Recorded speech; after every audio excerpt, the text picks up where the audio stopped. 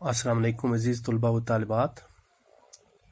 मैं नियाज़ Ahmad Mir, teacher UPS खानवाला छिपुरा से आज आपको ललदेद के बारे में पढ़ाना चाहूँगा, जो आपकी किताब के सफ़ा नंबर 16 पे दर्ज है। आप अपनी किताब का सफ़ा नंबर 16 निकालें और हम ललदेद के बारे में पढ़ते हैं। कश्मीर कदीम ज़माने ही से रेशियों, सनतों और सहाफ़ियों का मस्कन रहा है। इन ही बुज़ुर्ग हस्तियों में एक अजीम खातून भी गुजरी हैं, जिन्हें प्यार और अकीदत से लोग ललदेद के नाम से याद करते हैं। ललदेद की ज़िंदगी के हालात के बारे में अगरचे वसूख के साथ बहुत कुछ नहीं कहा जा सकता, लेकिन इतना तो बहरहाल यकीनी है कि वो 14वीं सदी के वस्त में श्रीनगर से 6 मील दूर जनूबी मशरक की तरफ वाक़ा एक गांव सेमपोर में पैदा हुई। इनके वालिदैन ने उस वक़्त के रिवाज के मुताबिक छोटी उम्र ही में इनकी शादी पांपोर के एक पंडित घराने में कर दी। ससुराल में इनका नाम पद्मावती रखा गया। ससुराल में सास और शोहर के बुरे सलूक की वजह से ललदेद की अज़वाजी जिंदगी बहुत ही तलख रही। इस ज़मन में कई वाक़यात कश्मीर के लोक रिवायत का हिस्सा बन चुके हैं। कहा जाता है कि एक बार ललदेद के ससुराल में बड़े पैमाने पर एक दावत हुई।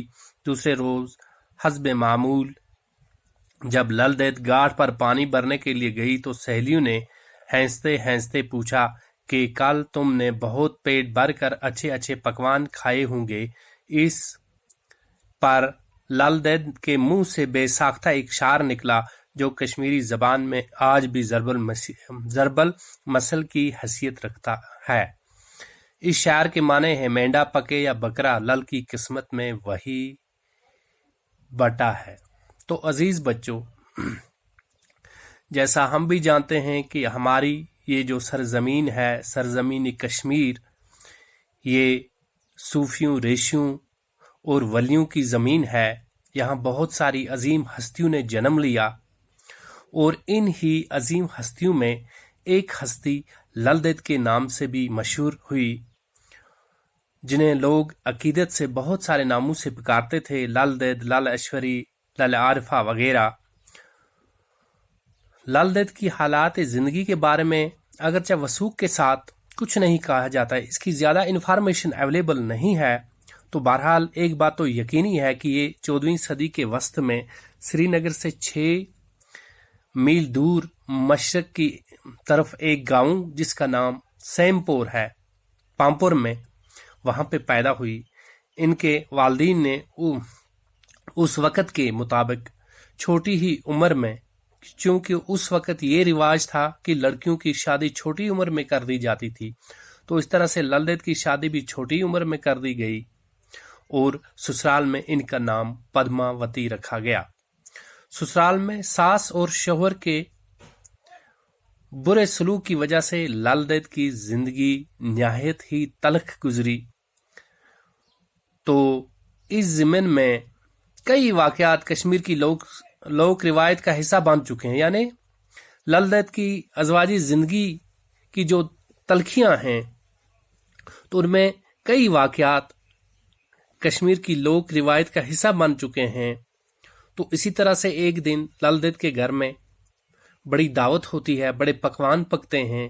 तो दूसरे दिन जब ललदेद घाट पर पानी भरने के लिए जाती है तो इसकी सहेलियां हंसते हंसते लल से ये कहती हैं कि आपके घर में कल दावत थी, आपने बहुत पेट भरकर पकवान खाए होंगे, आपने मज़े किए होंगे।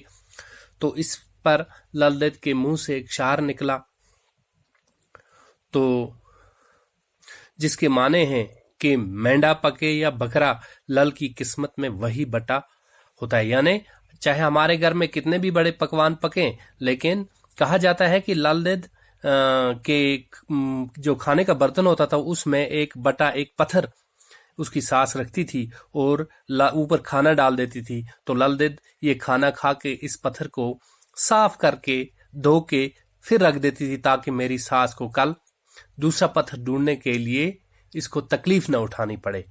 تو عزیز بچوں، آج ہم یہاں تک ہی پڑھیں گے، کل انشاءاللہ اسے آگے اور بھی پڑھیں گے۔ تب تک کے لیے خدا حافظ۔